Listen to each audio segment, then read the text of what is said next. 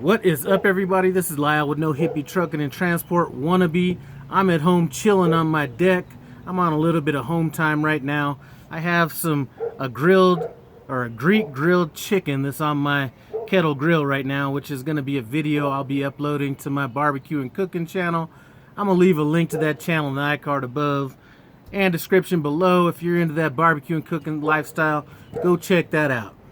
Now, this video right here is kind of going to be speaking a little bit on not necessarily Prime's new policy as far as the amount of training time that's needed, but kind of what my philosophy is on Prime's training as well. Now, recently I watched a video that was made by Junior Honduras, and if you're watching this video, I'm probably sure that you know who that is. And he did a video basically talking about Prime's new policy in terms of how many miles are needed for training. Well, I'm going to kind of respond to something that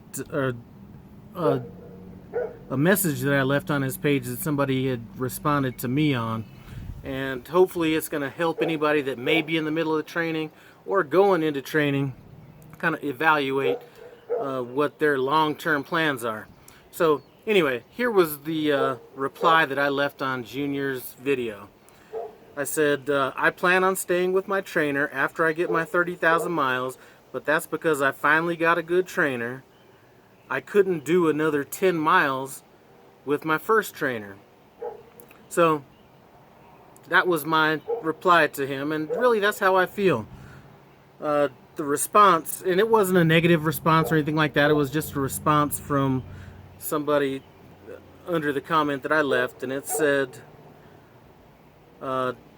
gotta take training wheels off at some point. Training is just that, training. You're only gonna learn to make adjustments on the fly when you're the captain in your own seat. No matter how long you train under a trainer, there's still situations that come up that didn't in training. That's when you gotta give your trainer a call and be like, help me out. Spread your wings and set sail. You'll be more than ready at 30,000 miles. You know what? I truly do think that I could leave my trainer at 30,000 miles, but I'm going to tell you a story, and it kind of has changed my philosophy in life kind of after this had happened to me. So in 1991, I left the Marine Corps and I got into car sales. And between 91 and 93, I worked at about 3 different car dealerships trying to find that perfect pay plan or the best situation, these kind of things. So in 93, I worked for a company in San Diego. Any of you guys out there, I worked for Courtesy Ford, the big round dealership in La Mesa. And I worked there for a couple of years.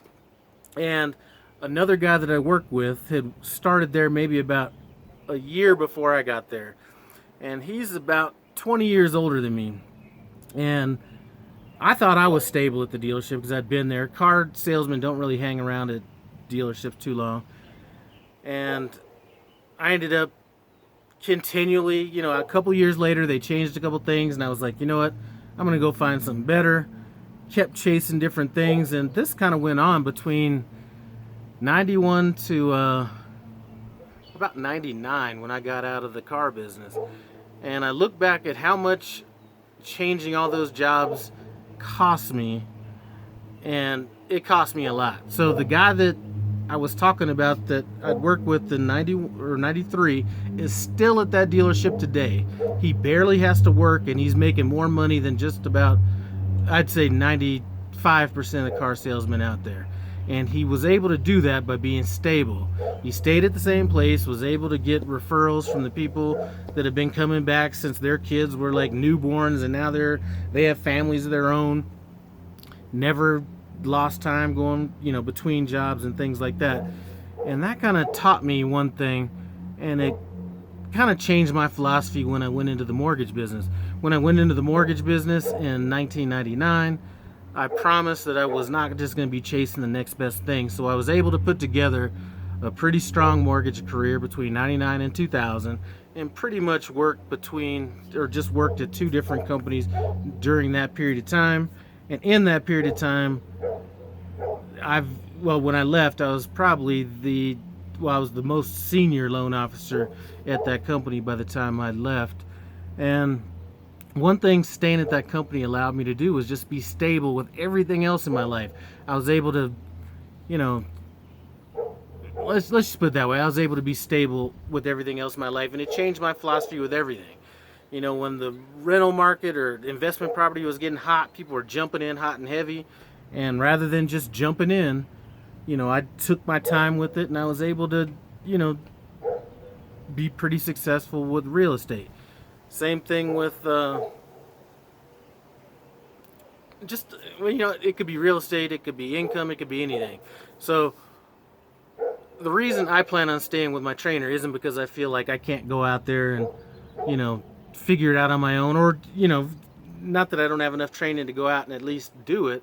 It's just there's really no need. You know, I'm looking at this as a long-term situation. I'm 50 years old. I'm not looking at the next year or 2 years. So if I stay with my trainer another month, that's really not going to change. That's really not going to change my long-term thing. Listen, I'm not trying to get married to trucking or any other job. I'm trying to be in and out. Within 10 years, my goal is to be ready to get set up on retirement. And that doesn't mean I'm ready to retire. That just means I take a job like, you know, you go to Costco and you see those guys when you leave Costco and they put the little blue line on your receipt. I want to be at that point in 10 years. I don't want to be chasing money 10 years from now. I want to be totally set. So I know that some people that were in my training class, or at least one person, didn't feel like they were ready to get out on their own and felt a little apprehensive to even talk to their trainer about that. So I'm telling you, if you happen to be watching this, do not feel afraid or pressured that you need to get out on your own. For those of you guys that are coming into Prime, you know, depending on who your trainer is, 50,000 miles can go by. Well, let me change the way I say this. 50,000 miles can be real short or it could be real long. The first trainer I was with, and I'll probably do a video on my first trainer, but I couldn't probably do another 10 miles with that trainer. But with this trainer now, you know, doing another month and a half with that trainer is not going to hurt me at all. If anything, it's just going to fine-tune me a little bit more than what I am now. And I know Junior Honduras has had several trainees that stayed on his truck, you know, after they were supposed to be off. So I just want to let you guys know that are coming into Prime's new policy, where you have to stay on, you know, I think it's 50,000 miles or something like that, that it's not the end of the world. If you think about it, the difference between 30,000 miles and 50,000 miles, that's 20,000 miles. If you're with a trainer like I had, that's, you know, we're running and gunning, you know, 5,500, 6,000 miles a week, so let's just say 5,000 miles a week, you know, you're talking about another month. That's really not that, that's really not asking too much, especially if you're looking at things long term. If your goal is just to get in and get out and get on your own, think about it. A month is not going to change anybody's life. All it's going to do is give you, even if it's just that one little extra thing that helps you when you get out on your own. I'm not doing this because you know, like I said, because I feel like I'm not prepared to do some of, you know, like the actual work, but meeting some of these new shippers and stuff like that, I'm a low stress kind of guy. The more I can learn about something, the better, whether that's real estate, being in the mortgage business, you know, reflecting back on that mortgage business. You know, the reason I was able to stay at the mortgage business that I stayed at for 20 years, where everybody else was in and out of either the business or the job, was because I wasn't thinking about 2 months down the road, you know, a month down the road, or even a year down the road. I had a long-term plan on it. I'm going to leave you guys with this. The most successful people in life look at things long-term. The guy on the street that's homeless is looking to his next meal. The guy that has a bunch of wealth is looking generations down the line. I'm going to leave you with that. Thanks for stopping by No Hippie Trucking and Transport Wannabe, and I'm out.